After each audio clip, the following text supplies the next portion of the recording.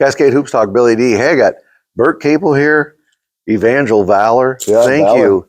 Grabbed you. It is game day. It is. You're going to play LC State a little bit later today, and I really appreciate you taking a couple minutes to do this. Yeah, thanks for I was having me. teasing with you when we sat down. I said, I didn't think you were going to be here. I thought your season was over. Yeah. I mean, but talk about the heart of, and no pun with the heart conference, but talk about the heart of this team to do what they did to get to Kansas City. Yeah, we got a lot of returners from last year's team. A lot of these guys started with us a few years ago when we first got here. And I think at the beginning of the year, we felt like that we had a chance to make a run. And as the season went along, we had a lot of challenges on and off the court that certainly made it difficult to do that. Lost a few games in a row after Christmas. And yeah, I mean, the feeling was, man, what's going on? I mean, we felt like we had a chance, and there wasn't one special moment or certain talk or certain game that I felt like just kind of turned it around. I think we had an experienced group that felt like, hey, if we just get our butts in gear and figure this out and work hard and keep grinding and not giving up, that we'll see what happens. And we won our next 8 games or so, or we 8 of 9 or whatever it was down the stretch, and kind of got to where we feel like we could have been the whole time. Now there was a lot of pressure because we knew we couldn't lose much more after that if we won a shot to get in, and won some good games down the stretch. And it was kind of up and down. We beat Oklahoma Wesleyan last regular season game of the year, which we thought, okay, we got it rolling, and then we stubbed our toe first round conference game against St. Mary, who was also hot at the time. And so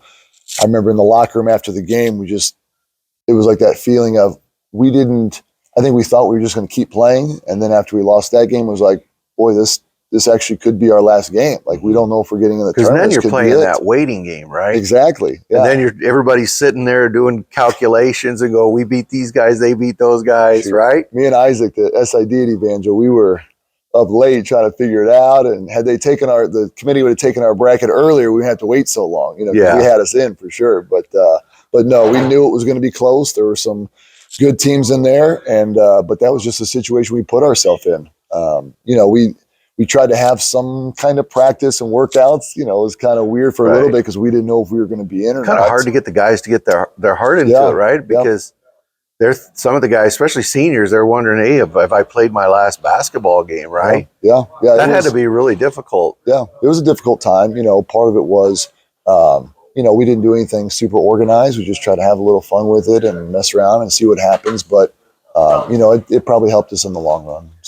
So you changed. Last year you were in the Heart, right? Yep. And then this is your first year in the KCAC. You didn't get out of the gate real well this season. You just talked about that. Did it come into play that you were unfamiliar with the conference? You see, you're in new venues, new travel schedule, new travel routines. Did that play into it at all? At the beginning of the year when we had our meeting, we talked about that it was going to be different. I mean, I grew up in the Heart, and all those players had obviously been in the Heart. And, we're familiar with the travel and the trips and the gyms and the teams and all that. And so we knew from the beginning it was going to be a challenge. That was something we just got to take on. I mean, we had an experienced group that felt like, even though it was unfamiliar territory, that we could still, navigate it and figure out. I would say that being in the new conference was less affected the way we kind of handled, the season and not doing well. It wasn't that, but it certainly added to those challenges for sure. Yeah. So in the first round of the NAIA, you played Florida Memorial. I never got a chance to see them in person, but everybody I talked to says they're just big and they just send 5 to the boards. Yeah. Talk about Florida Memorials. Talk about that team. Yeah, well, I mean, you feel like the whole league was pretty big and athletic, and we kind of had heard and seen a little bit about it. Then you watch Florida Memorial on film and you look at the roster, and they were big, they were athletic. We're not exactly the biggest team in the world, and so rebounding has always kind of been a factor for us throughout the season. Yeah. And that was one thing that they were good at, as well as scoring in the paint. But we felt like that if we could limit their points in the paint, it would give us a chance, whether it's post-ups or pick and rolls or offensive rebounds. If we could just play tough enough around the basket, make them shoot from the perimeter, just try to box out every possession and have the guards, everybody crashing, that we'd give ourselves a chance. Because even if they miss the first or second shots, they're going to go get the third and fourth, and that's what we had to do. Because they really crash, don't they? They do. Yeah, they do a good job of that. Yeah. How'd you do rebounding that game? Do you remember? I think it was close. It was Okay. maybe it was close to even. Maybe we were 2 or 3 under. Well, that was an accomplishment right there. That's what I'm wasn't saying. it? That was part of it. Yeah. And we knew it. That was kind of the game plan going in, and the guys did a good job. I mean, I feel like we have a tough team. Not that we're the toughest team in the world, but we'll be scrappy and we'll get after it. And we knew we needed to keep them off the glass, and I thought we were super focused on trying to do that. So you get by Florida Memorial, and then you take on a foe that you got to be really familiar with, an old heart foe. Yeah. Baker had a really good team this year. They were in that tough heart battle with Mid-American Nazarene, Graceland, and somebody. But anyway, they had I think they finished 2 in the heart. Yeah. Talk about that game. Yeah, I mean, when you first look at the bracket and it comes out, you see you got a tough number 2, and then you start looking down the road the second round. You're like, oh man, we could play Baker if we win. How weird is this going to be? Just leaving that conference, but we were pretty familiar with them, like they were with us. I mean, they had some guys on that team last year, and we had a bunch of guys that were on the team last year, so we knew each other pretty well. We know what each other like to do offensively and defensively, and we were watching the game and. We weren't really rooting for anyone in particular. It was Sagu at home court, or you could play Baker, who you used to play. And so we just kind of said, hey, whoever wins, we'll just take our challenge. But they're big. They added a couple transfers that were really good. Yeah. They're big. But we feel like we just got done playing a pretty big team too, and had some of the similar strategies of rebounding and stuff against Baker. And I don't know, like I said, it was kind of seeing Sean on the other sideline. We were reminiscing a little bit when we met up when we first got there, and we didn't really talk much once that game started. But it was cool, and it was a good. Bert, I got to ask you a question. So you beat Florida Memorial, you get past Baker. All of a sudden, this realization comes in. You're going to Kansas City, and you're a smart guy. Everybody had written you off. Yeah. You and your team knew that. Yeah. What was that? Had to be just the elation. Must have just exploded to know we're going to Kansas City, and everybody wrote us off. Yeah, I don't know how the players felt because we didn't. I guess we haven't talked too much about it. I think what makes this year kind of weird is we just felt like the whole time we were going to get there. It took a weird kind of route to get there, and we barely made it in. But there's not that feeling of like, oh man, can you believe it? Like we made it. I think there was some of that feeling there because we thought we were dead in the water there for a little bit. But I think there was kind of the expectation the whole time, like, hey, we got a good enough team, we're experienced, we can get there.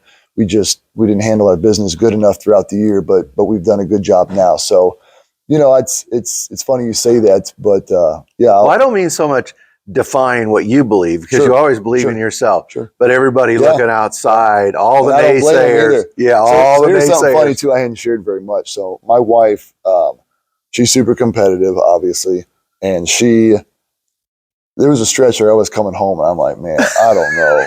Like, I'm mad, I'm disappointed, like I'm hurt, like all these feelings. Like I just thought we were going to have a chance to make a run. And I come home after a game we just lost, and she was waiting up, and she was like, because she wants to make me feel better, right? Yeah. She goes, just face it. You guys aren't going to be in the tournament, so quit worrying about it, And it made me more mad. I'm like, yes, we are going to be in the tournament.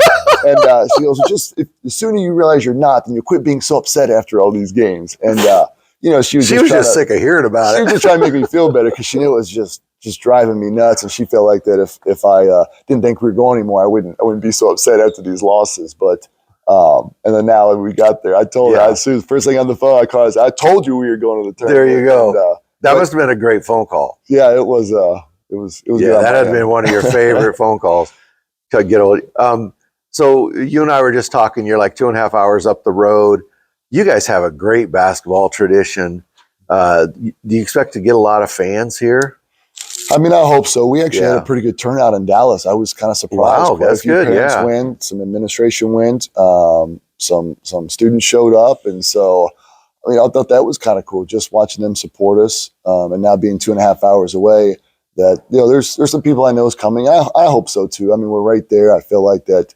We're trying to play our best basketball, and obviously any support we can get would help. But I hope so. I hope it's a good turnout for our guys. Well, it's really great to see you guys here. Like I say, the Valor, I mean, it's a long basketball tradition there. I think you personally, we were just talking, this is your 3rd time here.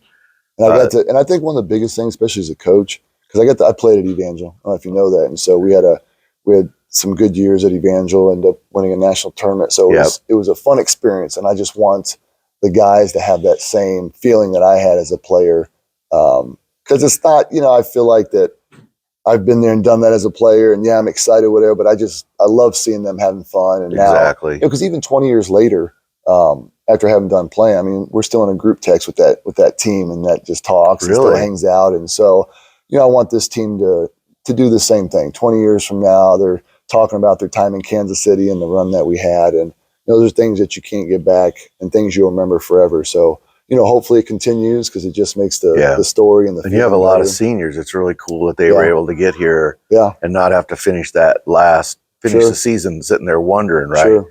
That would have been a dreadful way to end the season. Yeah, because your expectations are high as a senior. You think you're going to get there, and this is what you've been working for. And when it wasn't going their way, it made it tough for sure. But like you said, I'm glad for the seniors. We have 3 that'll graduate for sure. We have another 6 that could come back for a COVID year. So whether they'll do it, I don't know. I told them, hey, let's just play the season out. Let's not worry about if we're going to take one or not. And we'll just, after the seasons, we'll talk it out, because guys are getting engaged and married and applying for jobs. Life comes along. Yeah, so it's a good run here to hopefully end their career, but they got a big road ahead of them. Before I let you go, I got to ask you, you're taking on LC State here in just a few hours.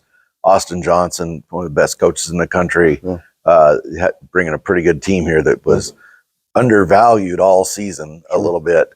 Have you taken a look at them? What do you think of LC State? Yeah, I mean, like you said, at this point, they're all pretty good. I mean, the seeds probably don't matter at this point, right? Exactly. There's no 11s playing like they're 11s. They're playing like 2s and 3s and 1s. Exactly. And so, we know they got a good team. We've been watching them ever since that we finished our last game in Dallas. And we just gotta make the adjustments for them, the things that they do. But we just have to keep kind of doing what we've done, and we just got to keep doing it better. And I think the biggest thing is always just handling the moment, right? Everyone gets here, and they haven't been here with the team they've got in a while, and we've never been to Kansas City with the team we have. So those are all factors that play into how do you handle all that. So a big part of it would be how does each team handle the moment. But we'll see. I feel like we're prepared, just like I'm sure Austin feels the same way about his team, and it'll be a pretty good game. So Bert, it's going to be a good game. Thank you very much. That's Bert Capel. He's the head men's basketball coach, Evangel, Valor. Thank you, Bert. Yeah, you bet.